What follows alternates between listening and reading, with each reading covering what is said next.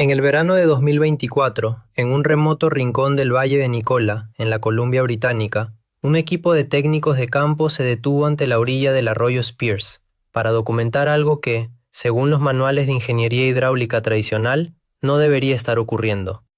Tras 4 décadas de intentos fallidos por estabilizar esta cuenca mediante infraestructuras de hormigón y acero, el agua finalmente se había detenido. El cauce, que durante 60 años se había comportado como una cicatriz abierta que expulsaba sedimentos y drenaba la tierra, ahora presentaba un aspecto que 3 generaciones de ganaderos, pescadores y ancianos de las primeras naciones no habían visto en ese lugar en toda su vida.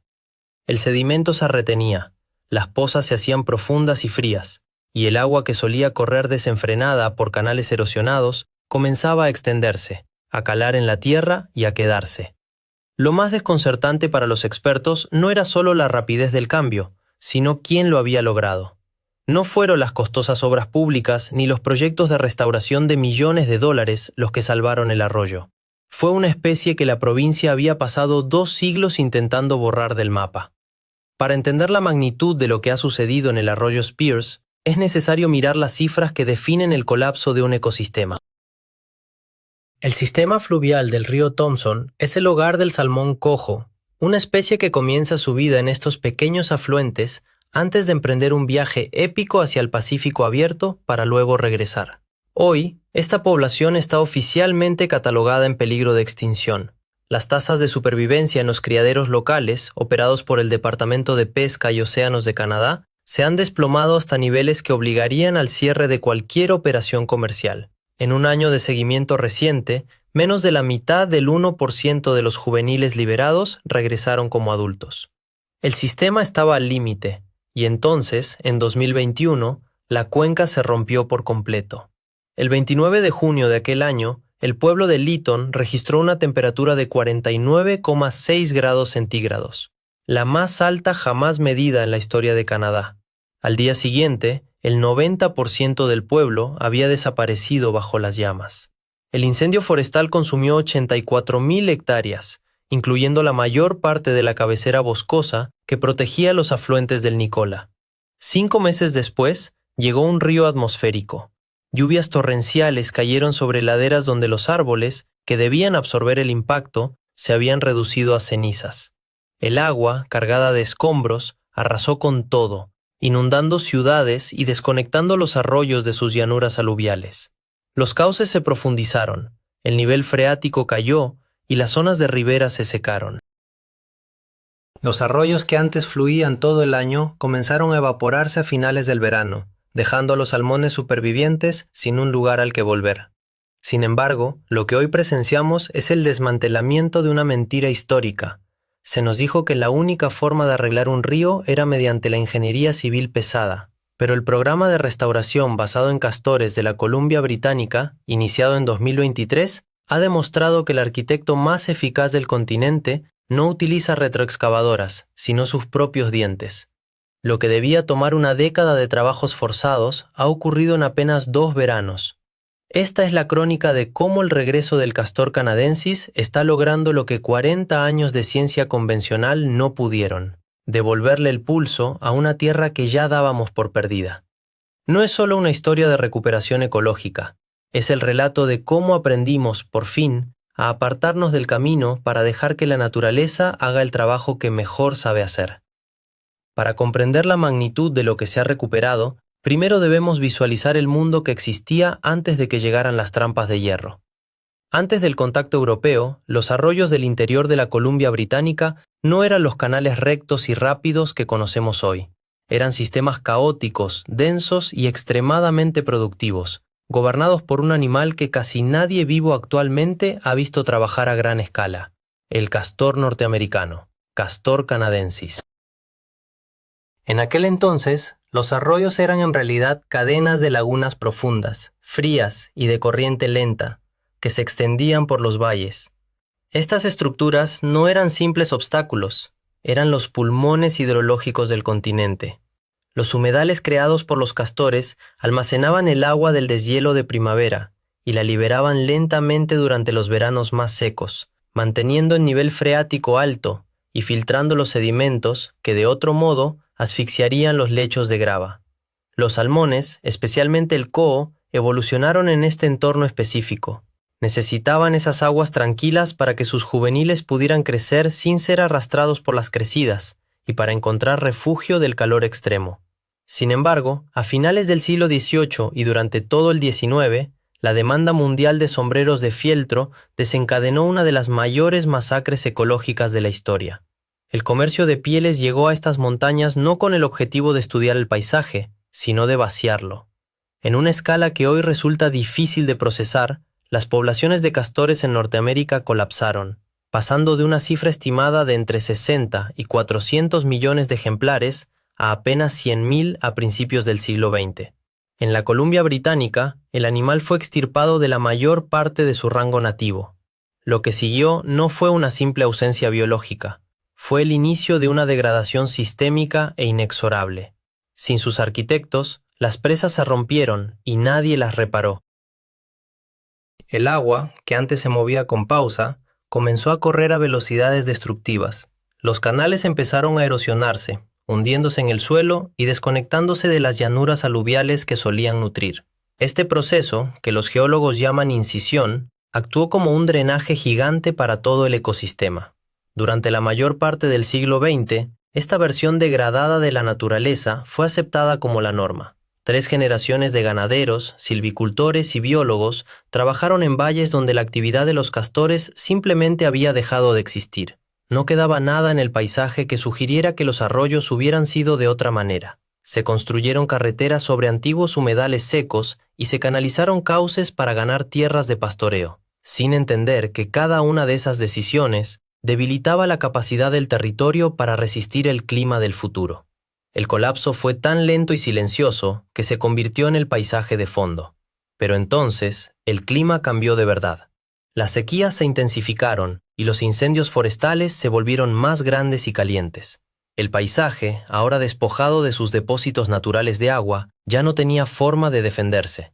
Los ríos alcanzaron temperaturas superiores a los 23 grados centígrados, un umbral crítico donde el salmón rojo detiene por completo su migración, atrapado en aguas que literalmente lo cocinan antes de que pueda desovar. La ingeniería convencional intentó responder.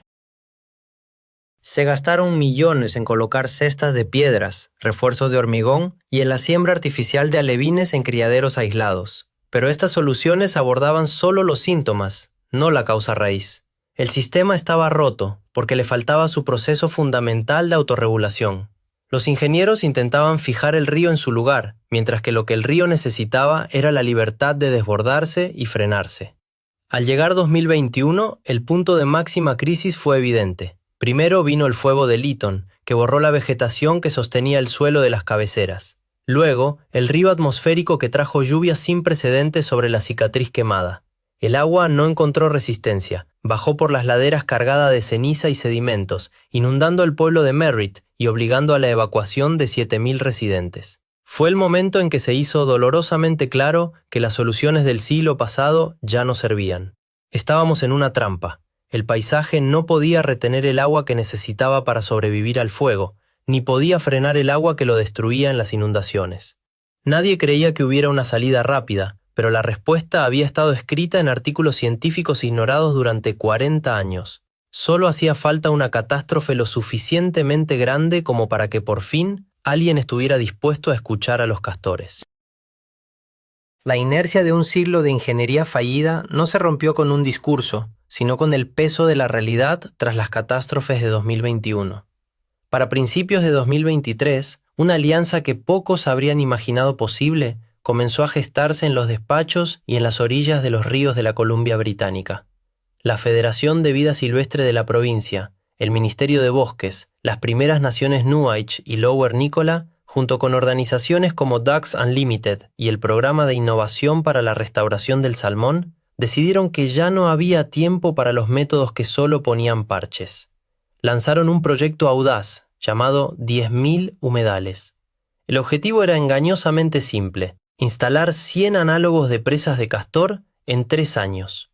Estos análogos, conocidos técnicamente como APC, no son infraestructuras masivas de hormigón, Son filas de postes de madera clavados en el lecho del arroyo, con ramas de sauce y pino tejidas entre ellos. Un equipo de 3 personas puede instalar uno en una sola tarde, por una fracción mínima del coste de un dique convencional. Su función no es detener el agua, sino ralentizarla, permitiendo que el arroyo vuelva a respirar lateralmente. El experimento real comenzó en el arroyo Spears y sus tributarios.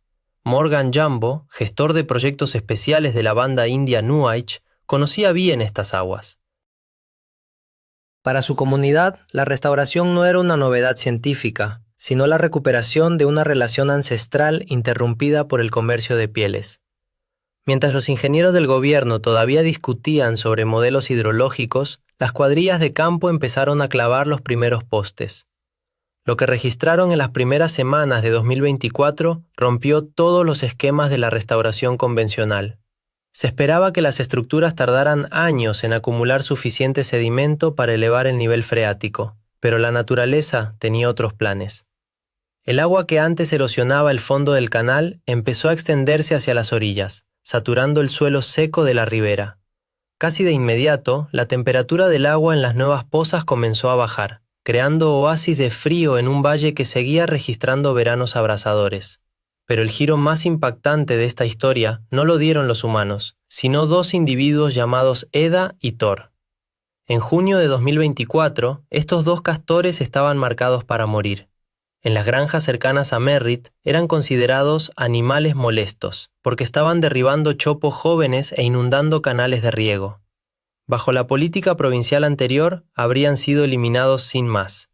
En su lugar, fueron atrapados y trasladados a la Sociedad de Rehabilitación de Vida Silvestre en Summerland, bajo la supervisión de la directora ejecutiva Ava Hartman. En julio, fueron liberados en un tramo del arroyo Spears que había sido previamente preparado con análogos de presas hechos por el hombre. Lo que ocurrió después dejó atónitos a los biólogos. En cuestión de días, Eda y Thor no solo aceptaron las estructuras humanas, sino que empezaron a modificarlas y ampliarlas con una precisión que ningún ingeniero podría replicar. Estaban terminando el trabajo que el programa de restauración había iniciado. Para finales de la temporada de 2024, 9 castores molestos habían sido reubicados, transformándose de problemas económicos en los ingenieros más baratos y eficientes de la provincia. El éxito no estuvo exento de críticas. Los escépticos, incluyendo ganaderos locales y algunos biólogos de la vieja escuela, temían que estas presas, aunque fueran naturales, bloquearan la migración del salmón hacia sus zonas de desove. Era una preocupación lógica. ¿Cómo va a saltar un pez una pared de palos y barro? Sin embargo, los datos científicos aplastaron la duda. Un estudio de 2022, publicado en la revista PLOS ONE, utilizó el seguimiento por radiofrecuencia para demostrar que los salmones coho y las truchas cabeza de acero no solo pueden pasar sobre los análogos de presas de castor, sino que prefieren las pozas creadas por ellos para descansar durante su ascenso. Otro artículo de 2025 en Frontiers in Ecology and Evolution confirmó que estos sistemas restaurados aumentan drásticamente la supervivencia de los juveniles. Los hechos eran incontestables. El sistema no solo funcionaba, sino que se reparaba a sí mismo a una velocidad que los modelos informáticos no habían sido capaces de predecir.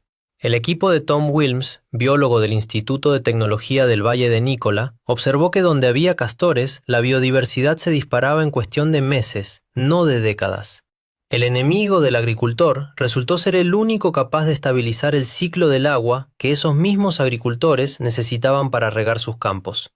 Al cierre de la temporada de campo de 2025, lo que comenzó como un experimento incierto en los afluentes del Valle de Nicola se ha consolidado como un cambio de paradigma en la gestión del agua en América del Norte. Los resultados medibles han superado incluso las proyecciones más optimistas de la Federación de Vida Silvestre de la Columbia Británica.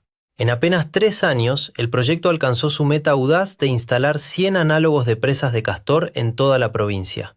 En lugares como el arroyo Spears y el arroyo Bolt, los datos son contundentes. El nivel freático en las zonas de ribera ha subido una media de 1,2 metros, devolviendo la humedad a suelos que se consideraban permanentemente desecados.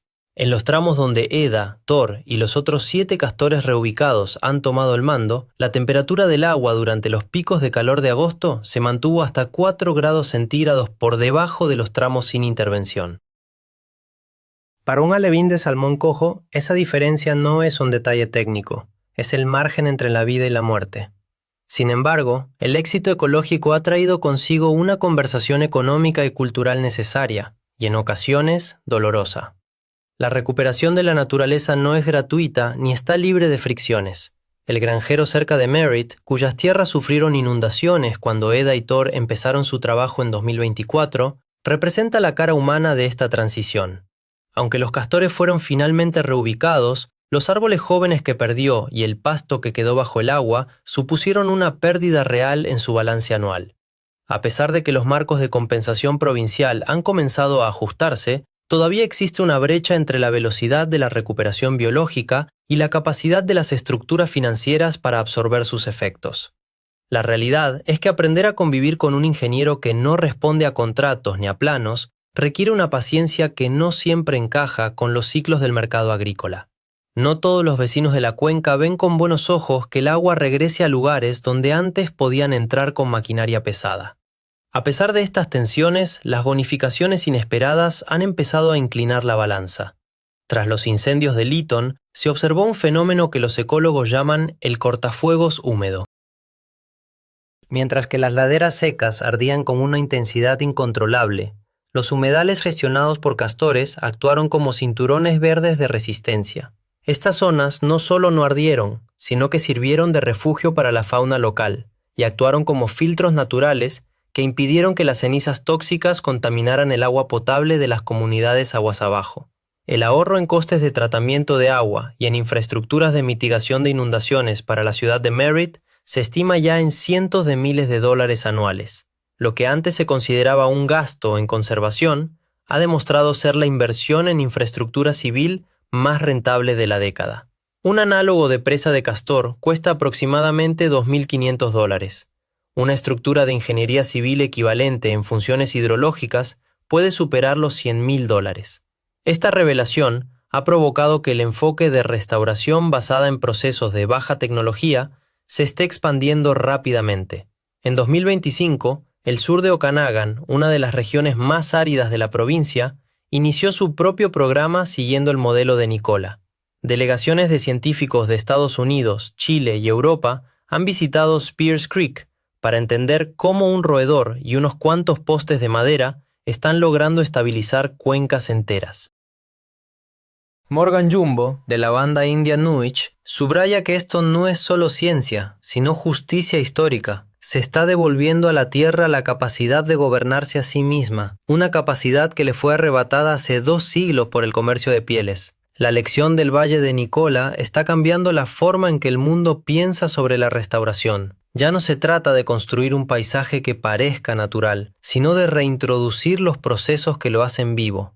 Al final, la historia del arroyo Spears nos obliga a replantear nuestra propia importancia. Durante 40 años, los mejores ingenieros humanos intentaron arreglar esta cuenca con hormigón, y fracasaron porque intentaban imponer un orden estático a un sistema que necesita el caos dinámico del agua. La gran revelación no es que hayamos salvado al salmón o al río, es que hemos comprendido que la naturaleza no necesita nuestra arquitectura, sino nuestra humildad para dejar de destruir la suya. La cuenca de Nikola tiene hoy la oportunidad de volver a sostener la vida, no porque hayamos construido algo mejor, sino porque permitimos que los verdaderos dueños de la obra regresaran al trabajo. Los arroyos están haciendo el resto. El arquitecto ha vuelto.